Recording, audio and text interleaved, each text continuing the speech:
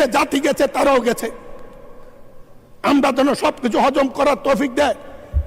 আপনাদের উদ্দেশ্যে এই কথাটি রেখে 91 সংসদে আপনাদের সাথে কাজ করেছিলেন দেশনেত্রী বেগম খালেদা জিয়ার নেতৃত্বে। আপনারা যখন প্রশ্ন করেন, মনে হয় এই দেশে 15 বছর 20 বছর বিএনপি ছিল না।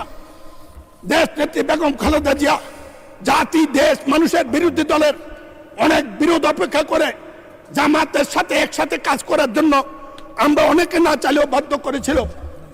আপনাদের নেতা অধ্যাপক, আপনাদের নেতা মাওলানা গোলাম সাবান মরহুম, আমি বলতে চাই, তিনি এই সংসদে একটি কথা বলেছিলেন, যার জন্য সিন্নি খাইলা মোল্লা চিনলা না। আপনারা 15-30 বছরে বেঁচে এই পর্যন্ত রাজনীতিকে নিয়ে এসেছেন, তার পেছনে দেশ নেত্রী বেগম খালেদা জিয়া তার অবদানটুকু একটু স্মরণও করেন না। মনে করেন বিএনপি আপনাদের প্রতিপক্ষ, যেমন জাসদ একসময় মনে করতে আওয়ামী লীগ একমাত্র প্রতিপক্ষ, তাতে ইতিহাস দেশ কোথায় গিয়েছে এইটা বিবেচনা করার মতো বুদ্ধিবিদ্যা আপনাদের সবার আছে। আমি শুধু বলবো, কয়বার জাতি সমক দেবে, আল্লাহ জাতিকে কয়বার সময় দেবে, আল্লাহ দিয়েও দেখেন, নিয়েও দেখেন, কথাটা মনে রাখবেন। সময় লম্বা হলে আরো বলতাম, কোনোদিন বলবো।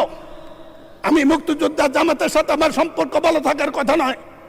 ছাত্রলীগের সভাপতি হিসেবে 73 সনে দাঁড়িয়ে বলেছিলাম, জামাতকে যদি মুক্তিযুদ্ধের বিরুদ্ধে বক্তব্য দেয়, তারা অন্যায় কিছু করে নাই, কিন্তু যুদ্ধ অপরাধ যারা করেছে তাদের বিচার করুন। শেষ করুন, মাননীয় সদস্য, আজান পড়ে গিয়েছেন।